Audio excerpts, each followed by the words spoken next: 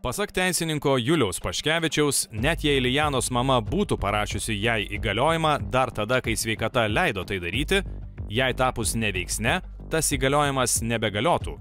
Tiesa, čia pat teisininkas priduria, žmogaus neveiksnumą gali nustatyti tik teismas. Šiuo atveju pats reikalavimas pateikti neveiksnaus asmens įgaliojimą yra, manau, kad nepagrįstas, nes jeigu asmuo yra neveiksnus, jam turi būti nustatyta globa ir globėjas būtent kaip įstatyminis atstovas įgyvendina to asmens teisės. Jis gali pateikti teismo sprendimą, kuriuo būtent tas asmuo yra paskirtas globėjų tam tikrose srityse įgyvendinti jo teisės. Ir tada tas paslaugų teikėjas matys, kad tas asmuo, kuris atėjęs, būtent vykdo globėjo pareigas tose srityse ir jisai galės tą sutartį nutraukti. Bet jeigu paslaugų teikėjas aiškina, kad reikalinga pateikti neveiksnaus asmens įgaliojimą, tai tikrai taip negali būti iš principo, nes tik asmuo tampa neveiksnus, iš jokių įgaliojimų statyti ir negali.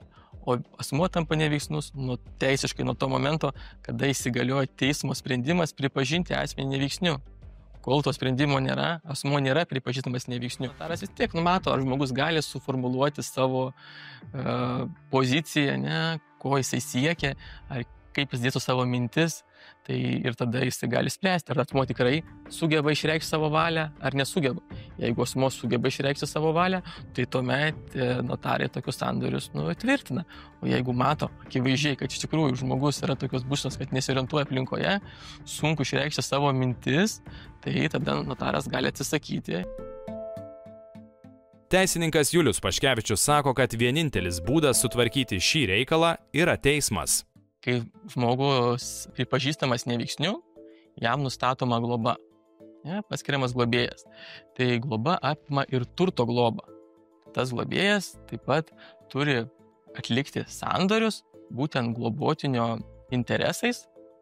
Jisai yra atstovas pagal įstatymą. Jam nereikia atskiro jokio pavedimo, tiesiog jis gali atlikti visus būtinus sandorius, kuriuos reikia atlikti tam tikroje srityje. Tai tikrai nėra sudėtinga, tiesiog reikia kreiptis į teismą, pateikti atitinkamus dokumentus medicininius ir paskui teismas jau paskiria teismo psichiatrijos ekspertizę ir ekspertas būtent įvertina to asmens psichinės sveikatos būklę, tai yra arba patvirtina, arba nepatvirtina, galbūt nustato, kad asmuo turi kažkokią psichinę ligą.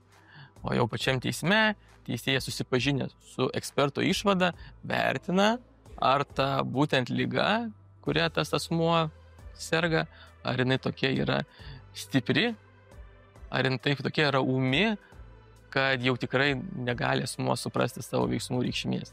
Tai pats procesas maždaug trunka įprastai iki 6 mėnesių.